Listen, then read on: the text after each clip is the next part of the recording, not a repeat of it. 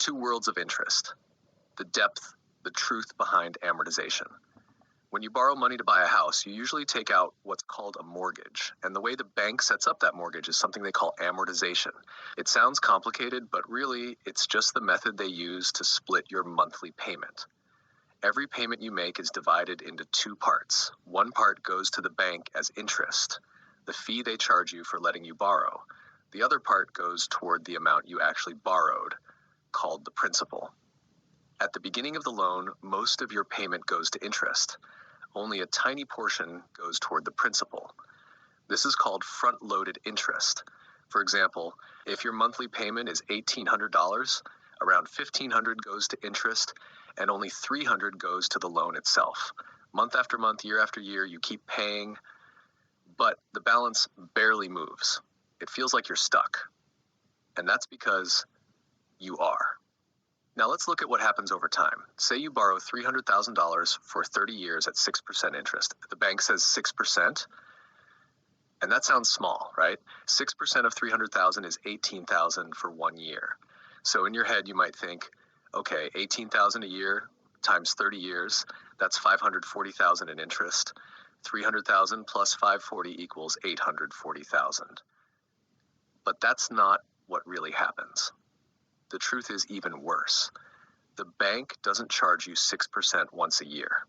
They charge you every month based on whatever balance is left. That means interest builds on interest. Over time, that becomes something called compound interest.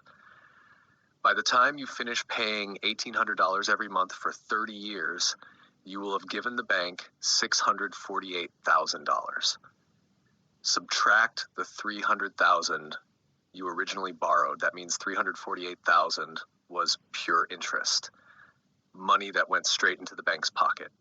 So even though the paper says 6%, the total feels like you paid for double. You end up paying for two houses, but you only live in one. That is how compound interest works. It grows against you when you are borrowing, and it grows for you when you are the one lending. The truth behind refinancing. Now let's talk about refinancing. When you refinance, you take out a brand new loan to pay off your old one. People refinance to get a lower rate, lower the payment, or pull out cash for repairs, college, or emergencies. But here's what they don't tell you. Refinancing does not reduce the years you already paid. It resets the clock. You start a brand new 30-year loan again. And here comes the sneaky part. Every time you refinance, the bank charges closing costs. Let's say it's $10,000. They don't make you pay it up front. They add it to your loan balance and then charge you interest on that for the next 30 years. That $10,000 can easily turn into $20,000 before you're done. Now imagine you refinance 3 times. Each time you think you're saving money, but really you're starting over and adding more and more to what you owe. That's exactly what happened to her parents. They bought their house for $150,000. They lived there for more than 30 years and refinanced 3 times. Once to lower the rate, once to help pay for college, and once to fix the roof and combine other debts. Their average payment was about $1,300 a month, $15,600 per year. Multiply that by 30 years, they had already given the bank around $468,000. More than 3 times what the house originally cost. After the last refinance, their payment became $1,500 a month. If they pay that for another 30 years, that's $540,000 more. Add the $468,000 they already paid, and the total reaches almost $1 million for a house that originally cost $150,000. This is how people end up paying forever. Every refinance resets the timer. Every payment restarts the cycle. Every time, the bank earns more. But here's where it gets deeper. That so-called borrowed money isn't even really borrowed. It is the same money that people like you and me deposit into checking and savings accounts. The bank takes the money we work for, lends it to others, sometimes even back to us, and charges us interest for borrowing our own money. We work for the same dollars twice. First, when we earn them and deposit them, and then again when we borrow them back and pay interest. While we work to pay off loans, the bank keeps lending, collecting, and growing. It's a system built to make money flow toward them, not toward us. Now think about what happens when you combine all your debts, your mortgage, car loan, student loan, credit cards, into one big mortgage. Banks call it debt consolidation.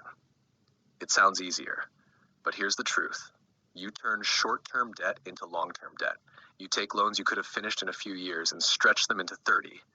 Suddenly, you're not paying off one house anymore. You're paying for 2 houses, 2 cars, 2 credit card balances, 2 student loans, and double the closing costs. That is why amortization feels like paying forever. You're not just making payments, you're renting money. You don't call it rent because you live in your home, but really, you're renting the money that bought it. And it doesn't stop there. Any debt with a minimum payment works the same way. If you only pay the minimum on a credit card, it can take decades to finish. A mortgage is even worse. It is a gigantic credit card with a 30-year minimum payment. And every refinance is a restart button that lets the bank charge you again and again. You tell yourself, at least I'm lowering my rate. But in reality, you're signing a contract that says, it's okay to double what I owe. It's okay to pay interest longer. It's okay to pass this debt to my children someday. And all the money you pay in interest, all the closing costs, all the extra fees is money you will never get back. That is why it feels like renting forever, even when you think you own your home. When the bank says 6%, they don't mean 6% for 30 years. They mean 6% per year. And when that compounds, it grows fast. That's why 300,000 becomes 648,000. That's why 10,000 in closing costs turns into 20,000. That's why you feel like you're always paying, but never done. Understanding amortization is the first step to waking up.